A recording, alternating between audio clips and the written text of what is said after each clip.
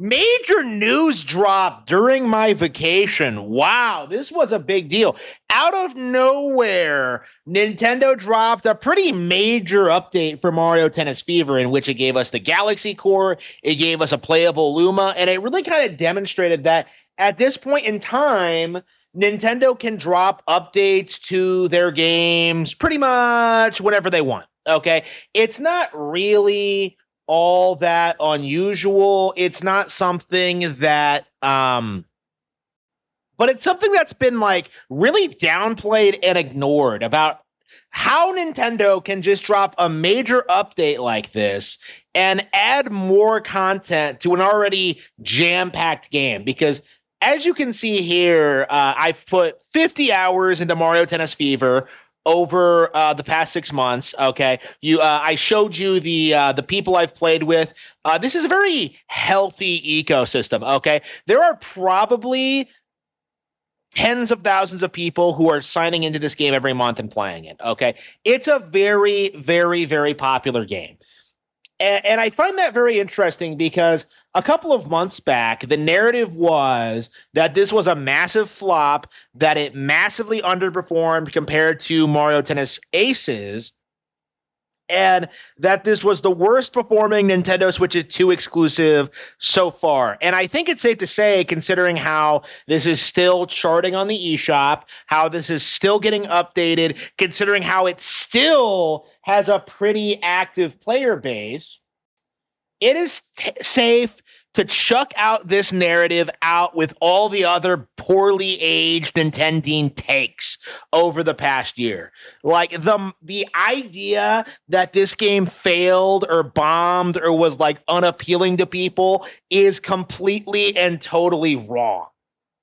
So I do think we need to take a step back and think about how this narrative got started and how it slowly faded away over the past 5 months. And as always, it pretty much started with Nintendo misrepresenting the data. Because what ended up happening was that Mario Tennis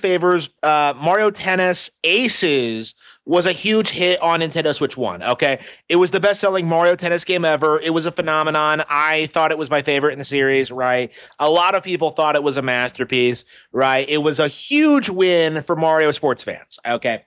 Especially after Ultra Smash was so well received, okay? So Tennis Aces, over the years, went on to be this huge success. It was like an evergreen title that consistently did, tens of thousands of units every quarter, and that eventually added up to make it like the best-selling Mario Tennis ever. When Fever came along, the mindset was that like, oh, it didn't sell as well as Aces. That means that it bombed without really taking into consideration like why Aces sold so well. Okay, Aces came out, you know, on Switch 1, was very well received and gradually sold well over a long period of time. It was consistently selling tens of thousands of units like every quarter. Okay. And eventually it got to like, where it was at. Right. Fever, these are not the kind of games that people go out and buy day one, essentially. Like most people who pick up Mario sports games, they go to the store, look around, and they're just like, oh, I'll get Mario Sports. That looks interesting, right? Like these aren't games that people typically go out and buy day one, is what I'm saying. Same with like something like Mario Party, same with like a lot of these other like more casual Mario experiences. Now, that doesn't mean that these games are bad. What I'm saying is that, like, this is how the market reacts to them. Okay, people don't rush out and buy Mario sports games day one necessarily. And this was why Nintendo's calculations were so off. Because Mario Tennis Fever is not the best selling game of the year.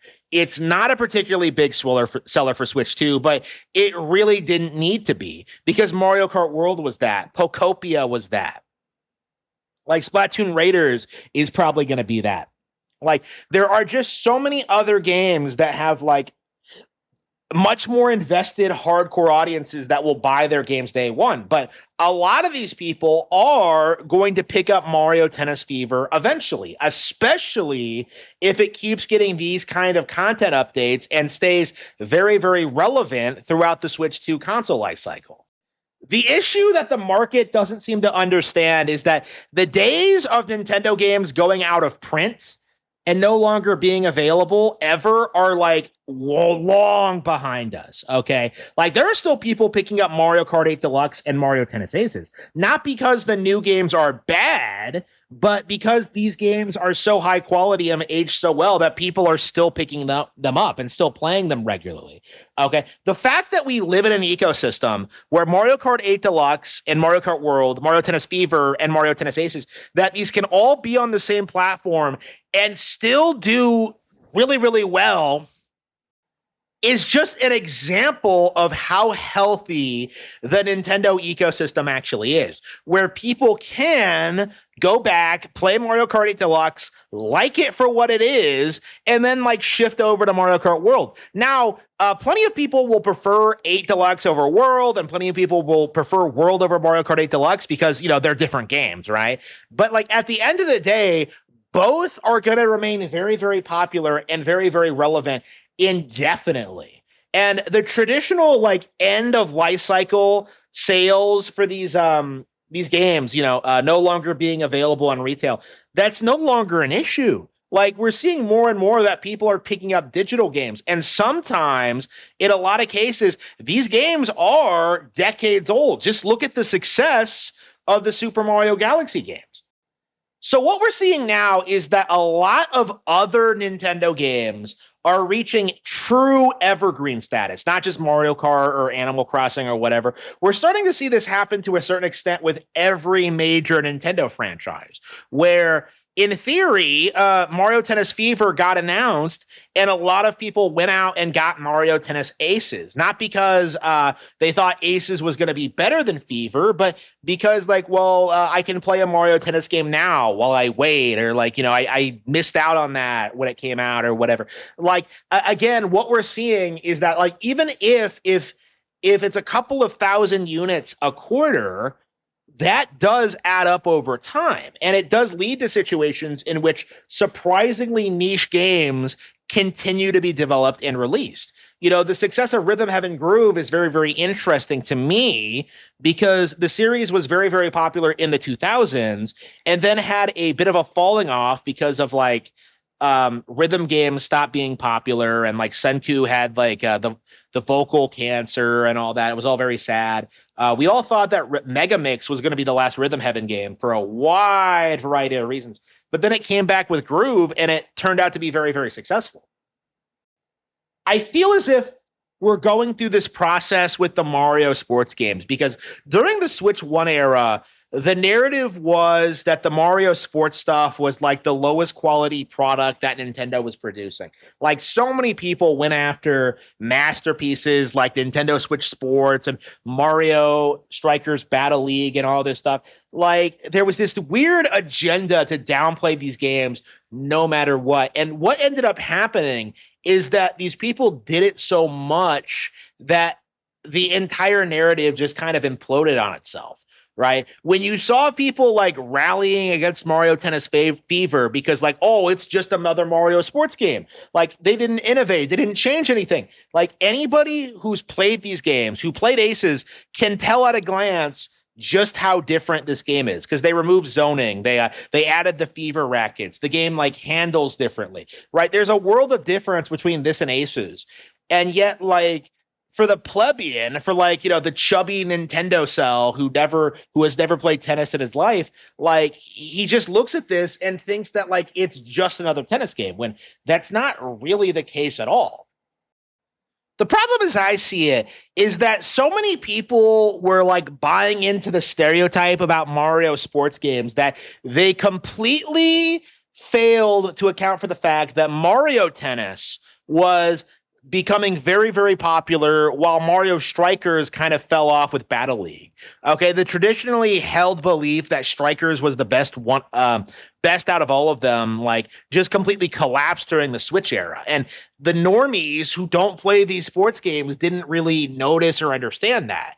And so a lot of these people were taken aback by the success of Mario Tennis Aces and then Fever, because to them, Mario Tennis hasn't grown or evolved in the decades that it's been a thing, but in actuality, it has been developing a pretty healthy fan base, a pretty healthy ecosystem, and I think it's very clear to see, considering just how many people are jumping on every day, just how popular this game has been. This is my most played Nintendo Switch 2 game this year. And that's purely because of the online features. But like the fact that it keeps me coming back over and over and over again, I think is a pretty strong testament to its overall quality. It is astounding to me that we went into this thinking that this was going to be light on content, that people would be done with it very quickly, that the online scene would be dead within a couple of weeks. Because I remember that being a big talking point early on, is that people aren't going to stick with this.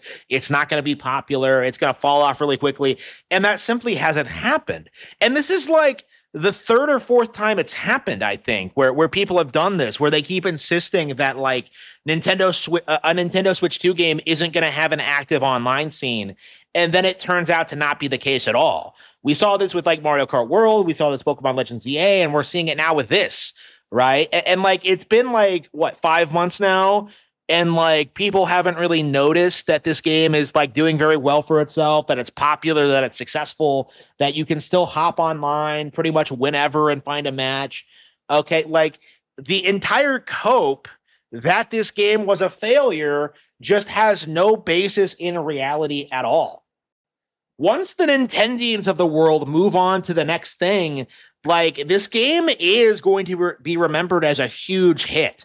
Like this is something that I think a lot of people are really, really enjoying. And like the simple fact of the matter is, like, the grift to pretend that this wasn't a major Nintendo Switch 2 release has completely fallen on flat on its face.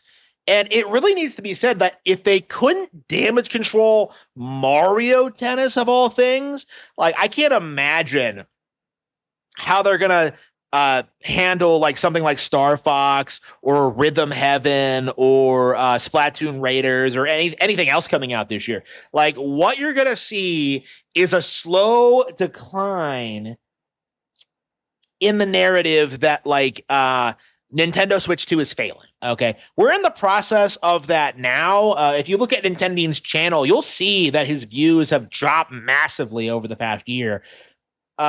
But it's not like commonly held knowledge. It's not something that like people make fun of you for yet. And I think that's the next major step, honestly, is that we should be making fun of people who said that this game was going to fail. Like, it needs to be done. Like, I'm sick and tired of this happening every time Nintendo releases a new Nintendo Switch 2 game. No, I don't want to hear your conspiracy about how this game is doomed to failure. I don't want to hear you coping and seething about it for months on end. And then I don't want to see you turn around and start complaining about the next thing that comes out. Like, it stops here, okay? It's done. It's over. Shut down your channel. You are finished.